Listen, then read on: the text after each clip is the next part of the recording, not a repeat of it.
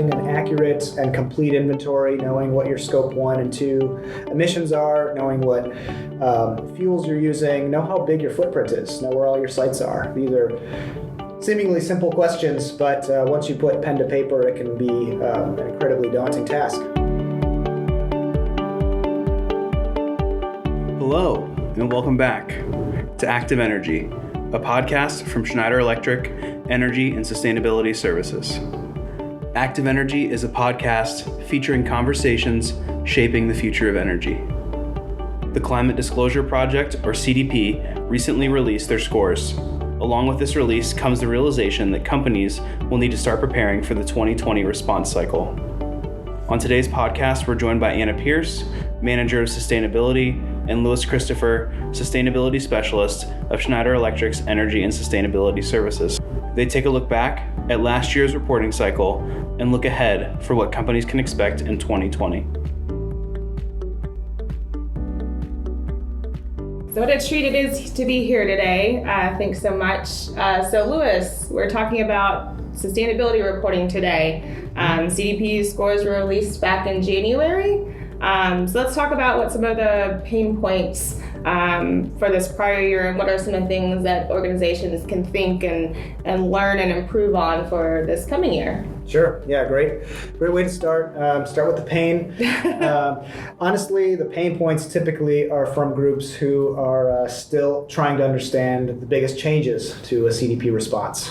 So this year, probably the categories most groups were asking about were science-based targets, continued Scope 3 tracking, which filter into science-based targets, renewable energy goals, how their purchases may filter into some of their renewable energy and GHG targets, and then scenario analysis, which is still kind of a term that has an asterisk to a lot of people, not really sure what that all means, but a lot of that is defined essentially by informing some of your risks as well as your opportunities as the world continues to warm, climate continues to change, and the research, scientific-based research is out there to help inform some of those targets and those decisions in the long term. Yeah, so I know a few years ago we, to your point around some of the risks and how people are thinking about them, we saw some big changes, not last year but the prior year, to the questionnaire just based on recommendations from TCFD, or the Task Force for Climate-Related Financial Disclosures, asking organizations really to just be more transparent around how they're managing their risks. And I know that was a big challenge for organizations. What improvements or considerations should folks be thinking about and are including comparative to prior years? So with TCFD, essentially they're grouped into 4 main pillars: governance, risk management, metrics and targets, and then strategy.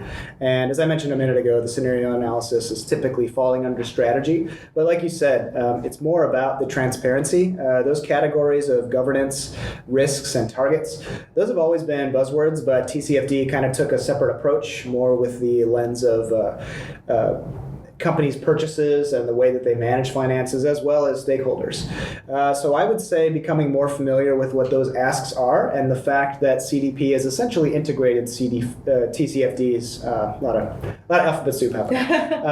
CDP is essentially integrated TCFD's criteria into their questions, to the point where you can literally go through a CDP question and see where the TCFD has influence, do some research, get back to the response. So really just becoming more familiar with that language and verbiage. And I think they've done a really good job with how that overlays with a company's operations, information that goes into a 10K, as well as the overlay of sustainability reporting, which has its own brand of evolution the past several years. Sure. And I know over the last 2 years, there's been a big push to pull content together around how folks should be thinking about TCFD. They're working a lot with SASB and CDSB to put some of that information together. So hopefully some of those resources are being leveraged by organizations today. Mm-hmm. So switching gears a little bit, so we talked a little bit about CDP in 2019. The new questionnaire for 2020 this year is out and available. What questions or topics are going to be key for responders this coming year? So thankfully, I'm sure a lot of listeners will be able to confirm there aren't a lot of changes to the climate change questionnaire this year. 2 years ago is probably when they had the most significant question changes, including market-based responses, changes to the different ways targets can be listed and whatnot. But this year, to be honest, the questions that have changed the most are really related to sectoral questions, which, again, folks listening may have been familiar if they were in a specific sector, such as food and bev or chemicals. But this year, really, real estate and financial sectors have their turn to answer some more specific questions. And Anna, you actually have spoken with a couple of our clients, done a little bit of research. Anything else you can elaborate with those specific questions? Yeah, there's some big changes this year, like you mentioned, for the real estate sector as well as the financial services sector. Specifically for real estate, I think it's important just to note that buildings are a big piece and are responsible for almost 40% of our GHG emissions, which is pretty huge. And we forecasted the increased demand for new buildings and renovation. So CDP for the real estate sector is really asking organizations to start thinking more about building-related carbon emissions. So specifically, you'll see things around building life cycle emissions, embodied carbon emissions data, and really asking organizations to think about how they could push their buildings to be more around net zero and overall investment. So it'll be interesting to see how folks go about collecting and kind of managing and including that in their business strategy. Do you see that as also factoring into other companies who obviously operate within buildings, or is it more the business owners that are real estate companies? I'm asking on behalf of some recent conversations of clients looking at their scope 3, and obviously you can go as far up or as far down as anything. Yeah, there will be impacts, I think, for both types of organizations. I think for the specific questions for CDP, it's more going to impact the building owners. But again, there will be impacts that we see upstream, downstream for both pieces. Okay, good to know. And then similarly, the financial services sector, that's another sector that we'll see a lot of changes this year. And that's a little bit in line with some of the TCFD recommendations that you had talked about earlier, Lewis, where CDP is really asking folks to think more critically about some of their scope 3 emissions, specifically thinking about their investments. So you'll see a little bit of shift this year in terms of scope 1 and scope 2 type of emissions or operational emissions, and asking organizations to be more transparent around detailed scope 3 emissions. So again, it'll be interesting to see how financial institutions think about that and start collecting some of that data. Yeah, the sectoral questions have definitely been kind of a change from some groups who have historically responded completely, comprehensively for their response, but now they might feel a little bit focused in terms of, now I have to answer some specific questions, being a little weary of what that means for competitive the nature of their business, how public those questions would be. But as far as we've seen, they may be scored, but I don't think there's really any questions being asked that would put companies at risk within their industry. So again, this is all in the name of transparency, but it's also not in the context of putting companies, to make them vulnerable in terms of the sustainability world. Exactly. So we talked a little bit about, data and the different types of data that folks are going to be asked to report for this year. Do you have any key recommendations or tools that folks can use with some of that additional data reporting that they'll have to do this year? Sure. So whether you're starting off for the first time and getting your inventory together, or even you've been doing this for years, and there's always some new way to look at your data. And there are actually tools from the Greenhouse Gas Protocol, from the WRI, WBCSD, where you can go to their website. They not only have the criteria and the methodology for doing an inventory, but they also have some tools to help you calculate your refrigerants, your Scope 3, business travel, a couple of other Scope 3 categories. And speaking of Scope 3, there actually is a free tool from Quantis, QUANTIS, that the GHG protocol does endorse. And we use this a lot for some Scope 3 science-based target screenings. And a lot of it can be based on product spend, where a lot of groups actually have that data. They may not know what the emissions is, but they know how much they're spending on certain things. And you can essentially use Qantas to quantify those emissions, and those totals are very well within their reach of being reported to CDP. I would also say that some of the frameworks, and some that you had mentioned a minute ago, could help align a group's sustainability performance with some of the language that CDP is using, such as SASB, Sustainability Accounting Standards Board. And those are more references and listing specifically what company within a specific industry should be reporting on. That might be more for groups that are just kind of starting out to get their sense of where they should put their focus and efforts first. But groups like that, SASB or GRI, Global Reporting Initiative, they have some good criteria out there. And given all these changes, and I know you mentioned those might be good resources for folks that are kind of just starting out with sustainability reporting. Are there any other considerations, recommendations for folks that are maybe a little bit newer to sustainability? We've talked a lot about key changes and topics that I see folks that are maybe a bit more advanced in their sustainability program reporting on, but are there recommendations for folks that are kind of getting their feet wet in terms of sustainability disclosures that you would recommend? The two main aspects of CDP reporting have almost always been quantitative data and qualitative data. So if we look at the quantitative data, essentially they're looking for an energy or a greenhouse gas inventory. You may have to slice and dice your data a new way than you had previously, but having an accurate and complete inventory, knowing what your scope 1 and 2 emissions are, knowing what fuels you're using, know how big your footprint is, know where all your sites are. These are seemingly simple questions, but once you put pen to paper, it can be an incredibly daunting task, knowing which emission factors to use, things like that.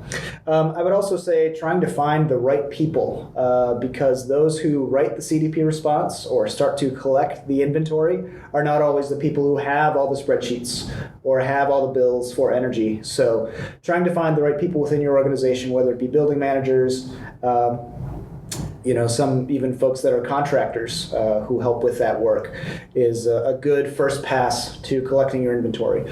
On the qualitative side, you're talking more about the alignment of TCFD that we mentioned a minute ago. Governance, risk and opportunities, metrics, things like that. So even understanding what your processes are, know the engagement level that you have with suppliers, with internal groups, that is all critical. And I think, again, CDP has done a pretty good job of listing out the questions and providing some clarification on what they're really asking for.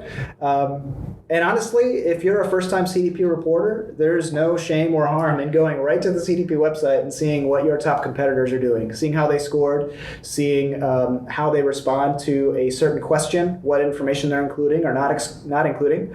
So there are definitely some ways that groups can kind of just start getting the ball rolling. And to be honest, now's the time to do it. Yeah, I think the education and the engagement with internal and even external stakeholders is really key for those that are new to sustainability, but even for those that are a little bit further along. Not even just for CDP, we talked a little bit about science-based targets and scenario analysis, Yep. Really having that foundational level of understanding and education across the organization really helps build momentum as you start thinking about other things that you can start including in your program. Yeah, that education is critical. I know we said that there weren't many new questions for CDP this year, but there's always some new topics to ask up and down your supply chain, and especially if you don't necessarily have the buy-in from your executive team or C-suite folks, to get them on board and to even show some of our competitors are doing this. We really want to update our sustainability report this year or every 2 years, whatever it may be. That internal stakeholder and education part is definitely critical, and it's just evolving, to be honest. Absolutely. Anything else that folks that maybe are a bit more advanced in reporting, and I think this might apply to kind of both categories that we're talking about, but any specific recommendations for folks that have been doing this for years, looking to drive progress within their program, anything they should be thinking about for this year's reporting? Sure. So there are some things that are usually reserved for groups that have been responding, a few years already. If you haven't pursued third-party inventory verification, that's usually a big one. There's definitely some points around there. And not to be a self-promoter, but to be honest, working with groups like us who help cross the T's and dot the I's, making sure that the response is complete, even taking a bit of the load off of your shoulders. I love the fact that our team is kind of seen as an extension of a lot of groups' sustainability program. And so if we're able to help with the inventory calculation, kind of closing the loop on some of the questions where they may have lost points in the past, again, that's maybe more a sophisticated level of answering a CDP response, trying to guarantee or kick you up to the next echelon of scoring. But yeah, that's all that really comes to mind. How about you? Anything else that I'm missing? I would add best practice sharing, which I also think is something that's often overlooked, whether that's, even with your competitors or NGOs and even investors, having that conversation, I think is really important, especially as we start thinking about things like SBT and scenario analysis that a lot of folks haven't done yet. Understanding and learning within your industry group, I think, is a wealth of information that often remains untapped for a lot of organizations. And then just thinking outside the box, especially as we think about climate change well into the future, the way that folks are approaching sustainability is always changing, but really ensuring the broader incorporation or alignment across the business strategy and making sure you're not kind of putting yourself in a box, I think, is something people need to keep in mind when thinking about climate change and reporting in general. Sure. And one thing that's pretty key, again, despite the questions not really changing much, you can have a quote-unquote canned response and have it there for maybe a year or two. You have the best parts listed. Your governance structure has been defined accurately. But it's always worth to revisit your response and see what has changed, to see what additional risks may be out there. You may not realize them yet, but that's kind of why they're called risks. That may not be the same for others in your industry or other places in the world. We think about a lot of the natural disasters that have taken place globally just in 2019, and we know that some of the listeners have felt that directly. So that might be another way to quantify what the risk means, both from a financial perspective as well as just day-to-day operations, personnel that's needed, et cetera. Absolutely. So we've talked a lot about climate change specifically. Are there any other considerations you'd like to add today in terms of CDP water, forest, or even supply chain that folks should be thinking about? Yeah, so climate change is definitely the heavy hitter. Most of our groups that we work with focus on climate change first, but increasingly water and maybe even the past couple of years more so forest too. So for water, a lot of the same tenets and approaches to climate change data, particularly the inventory, apply to water. Knowing your footprint, knowing what risks you may have if there's drought or flooding in your footprint, knowing what types of water you use, what go into the processes, and even understanding what recycled water could mean for your portfolio. There are also tools out there to help understand what some of those risks are. The World Resources Institute, WRI, has a tool called Aqueduct, which is, again, free on their website. Or the World Wildlife Fund has another one called Water Risk Filter. So these are just go to the website, download a version or create a login, and you can plug in your group's portfolio, some of your water usage, and some additional screening can be done to identify where you may have some risks that you may not have thought about before. With regard to forest, forest is actually relatively new to me, and so becoming familiar with some of those topics of chain of custody certification, different certification bodies, different suppliers that may provide you with all the different categories of what forest is asking for. Palm oil, timber, soy, and then agriculture. So obviously that encompasses a lot of topics, and it may not be relevant to every business, but that's going to continue to grow as well, especially with some of the information from Australia and California, some of the massive fires that they've had.